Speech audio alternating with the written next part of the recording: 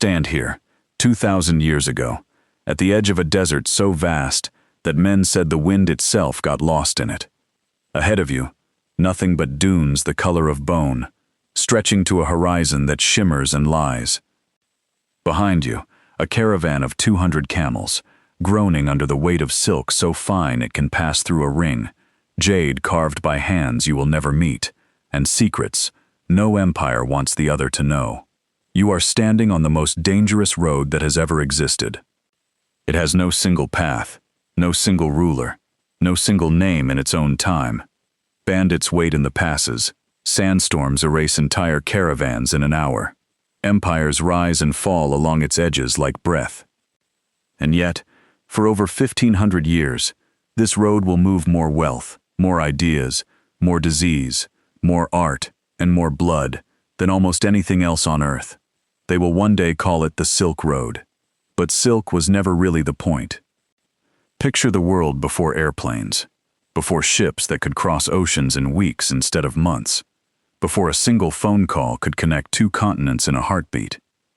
For most of human history, if you wanted to know what existed on the other side of the world, you had exactly one way to find out. Someone had to walk there, or ride there, or sail the coastline in a boat made of stitched wood, praying to gods whose names changed with every port. The Silk Road was never one road.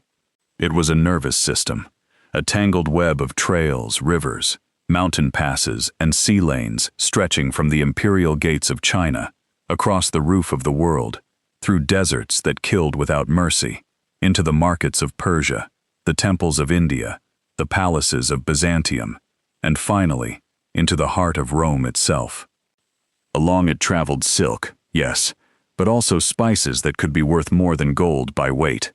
Gunpowder, paper, glass, horses bred for war, religions that would reshape entire civilizations, and diseases that would empty cities overnight. This is the story of that road. Not a road of stone and pavement, but a road built out of human desperation, ambition, faith, and greed. A road that connected the ancient world long before anyone dreamed the world could be connected at all. And it all begins not with a merchant, but with a soldier, sent west into the unknown, who was never supposed to come home. 138 BCE, the Han Dynasty, northern China. The Emperor Wu sits in a palace of red lacquer and gold, but his mind is fixed on a problem no amount of wealth can solve. To the north and west, a nomadic confederation called the Xiongnu rides the grasslands on horses, faster and tougher than anything China breeds. They raid, they vanish, they return.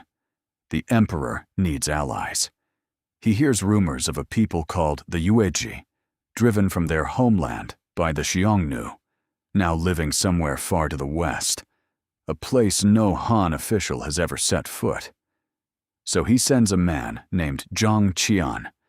Picture him leaving the capital, a modest envoy, a small escort, supplies for a journey whose length no one can calculate because no one has ever measured it.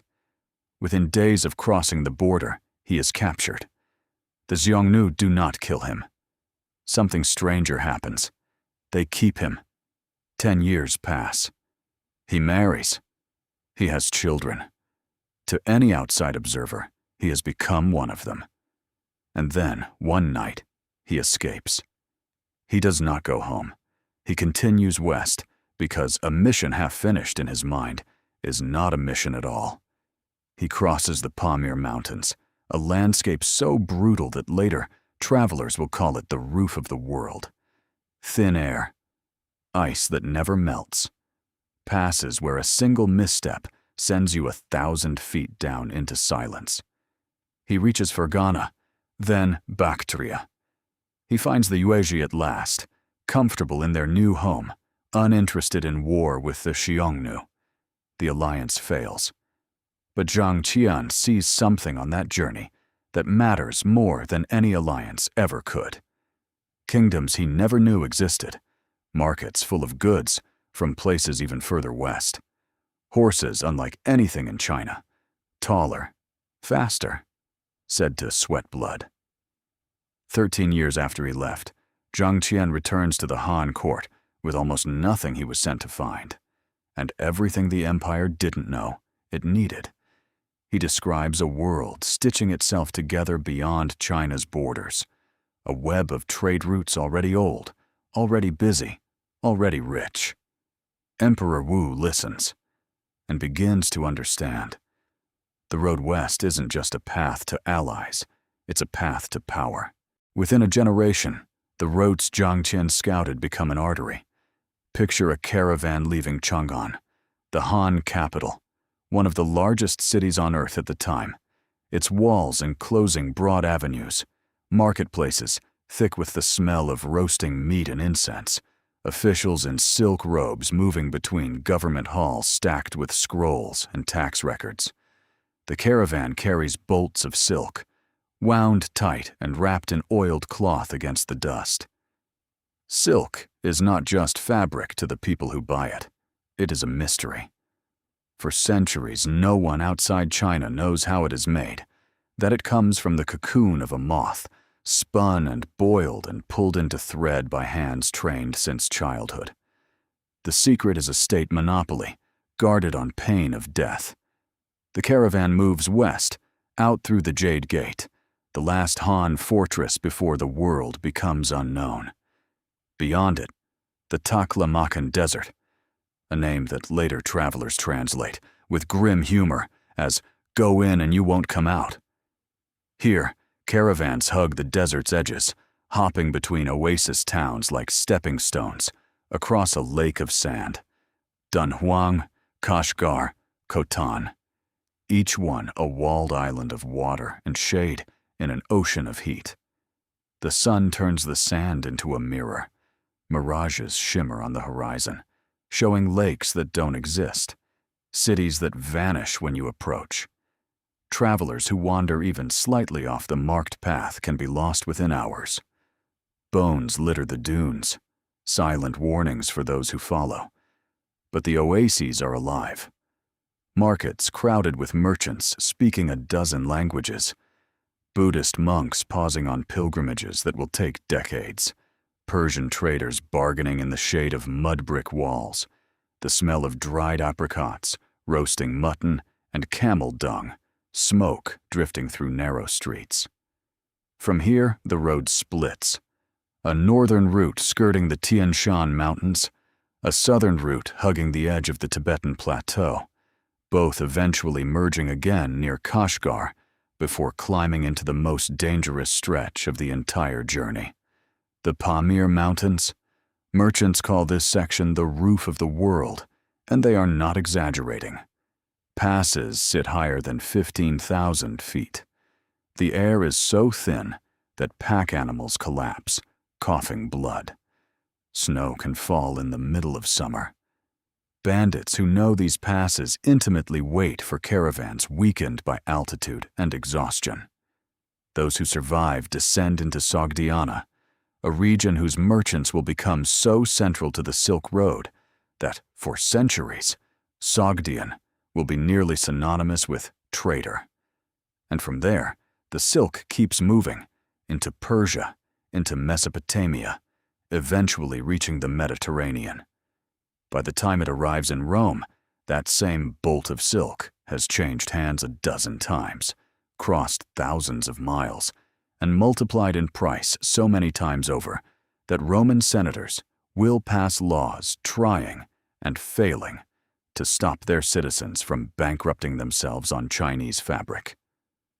Most of these merchants never see both ends of the road. That is the road's greatest secret. No single person walks the entire Silk Road. It is not one journey. It is thousands of shorter ones, stitched together. A relay race spanning a continent, where trust between strangers who will never meet becomes the most valuable currency of all. Some cities on this network did not produce silk, or spices, or jade.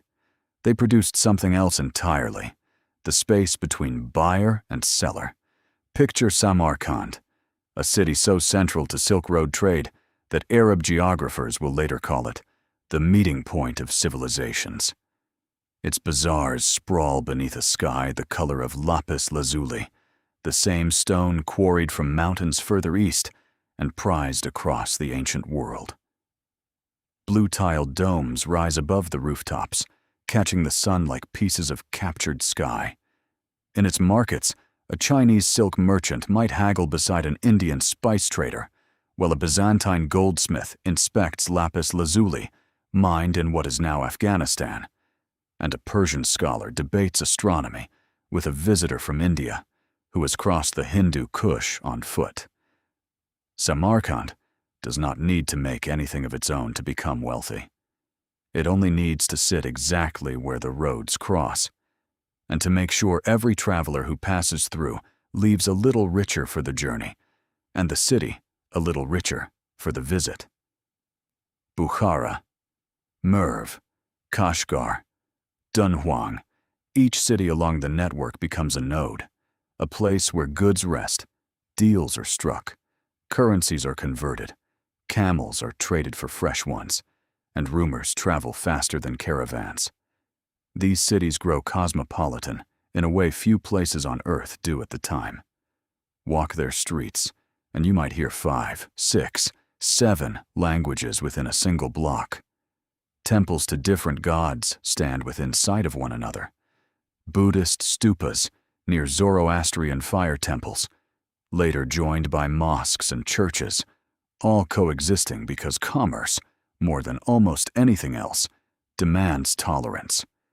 Merchants who cannot afford to alienate potential buyers over matters of faith learn, out of necessity, something like pluralism centuries before the word exists.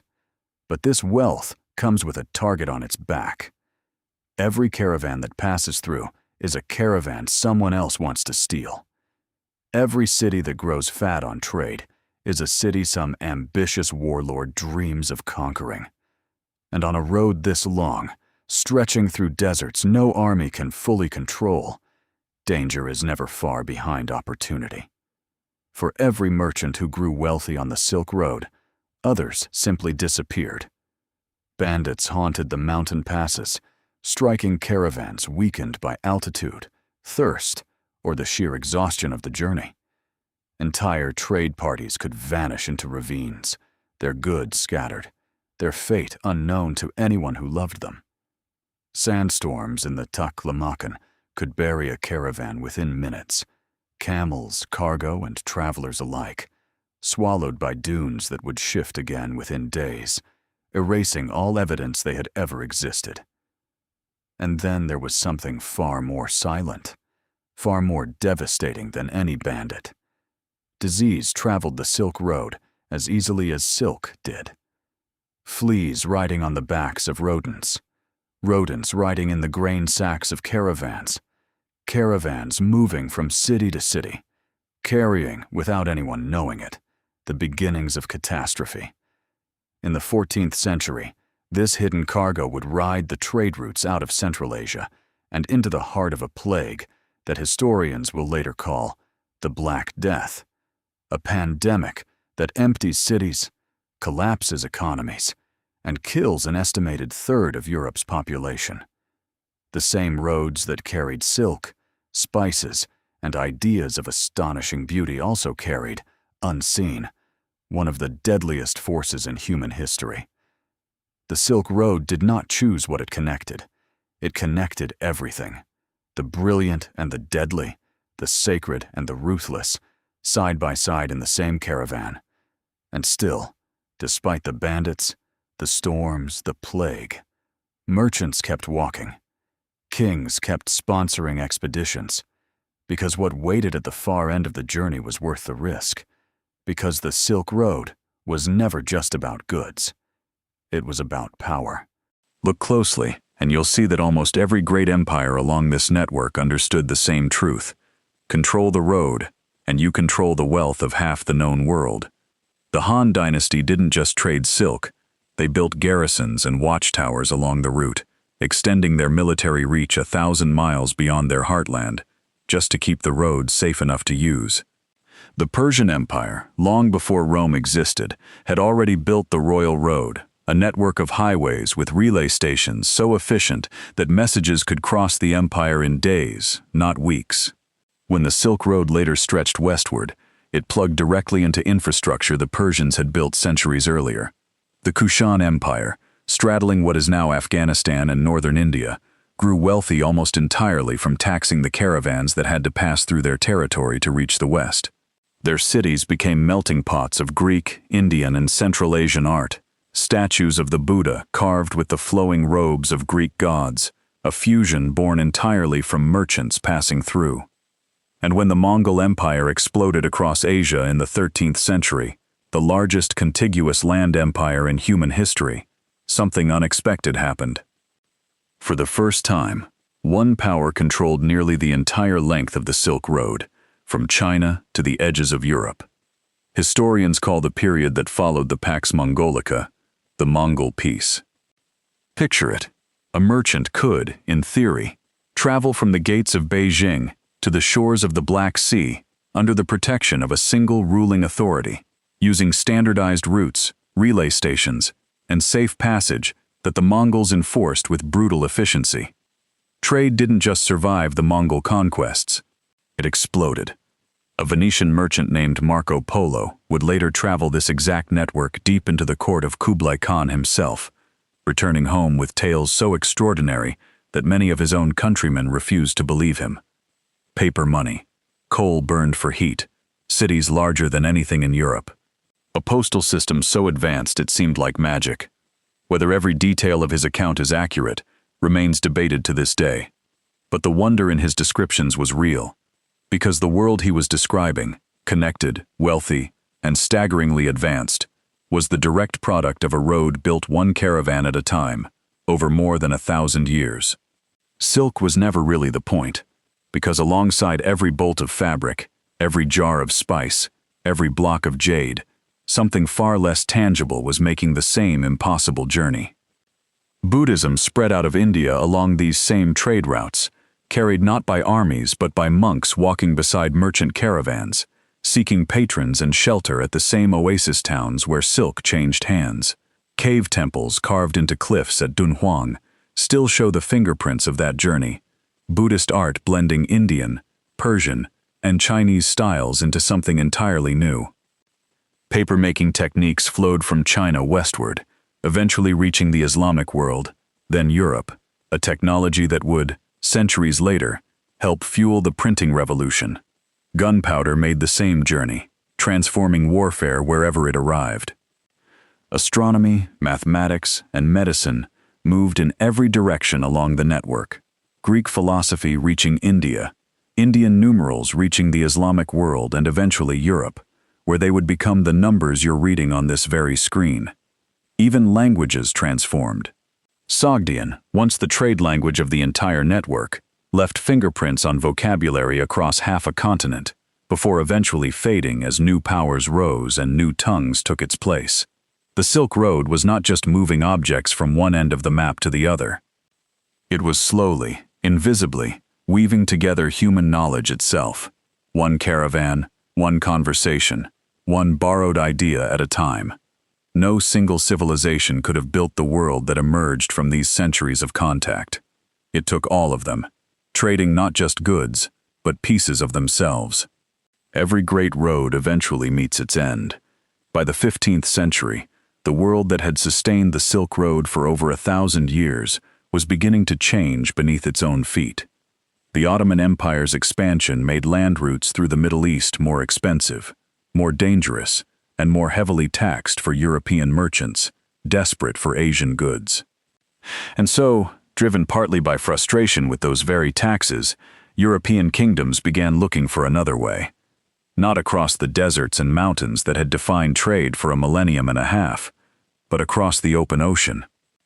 Portuguese ships began creeping down the African coastline, searching for a sea route to India that would bypass the overland network entirely. When Vasco da Gama finally reached India by sea in 1498, he proved something that would quietly end an era. Ships could carry far more cargo than any caravan. They didn't need to cross deserts, pay tolls to a dozen different rulers, or risk mountain passes that killed without warning. Trade began shifting to the sea, slowly at first, then unmistakably. The oasis cities that had grown fabulously wealthy as the gatekeepers of overland trade began to fade. Markets that had once overflowed with merchants speaking a dozen languages grew quieter. Caravan routes that had operated for centuries saw fewer and fewer travelers with each passing decade. The Silk Road did not end in a single dramatic collapse. It simply, gradually, stopped being necessary. The world it had spent 1,500 years stitching together had learned to connect itself in faster, cheaper ways. But something remarkable had already happened, something the ocean routes could never undo. Here is the strange truth about the Silk Road. It was never one road. It had no single builder, no single ruler, no single moment when someone declared it open. It was built, instead, by thousands of separate decisions. A merchant deciding the risk was worth the reward. A monk deciding the journey was worth the danger. An emperor deciding an alliance was worth the distance.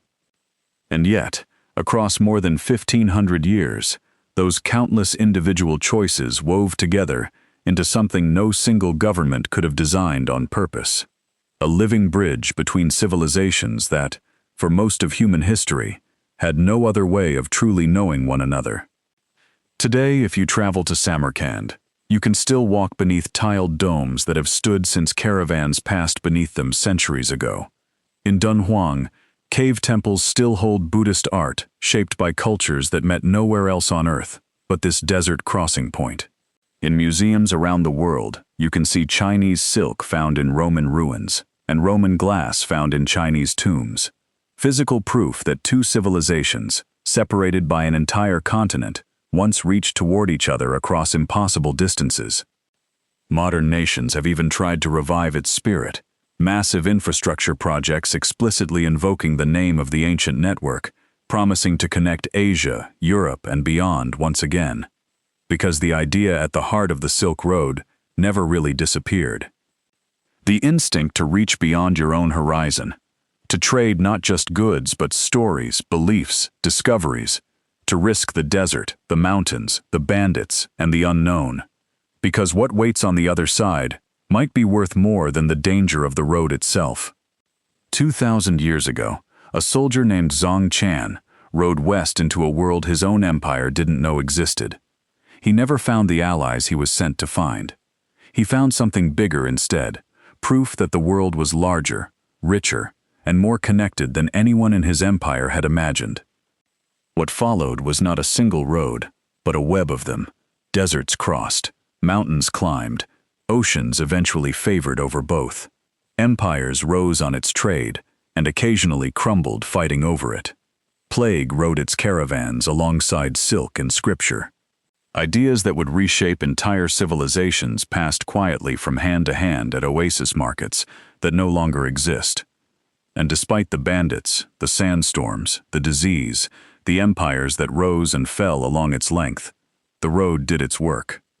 It connected a world that had no other way of connecting. And in doing so, it built something far more permanent than any single empire ever could. If you enjoyed traveling this road with us, consider subscribing. There are many more hidden empires waiting to be uncovered. And in the comments, tell us, which lost city, empire, or ancient road should we explore next?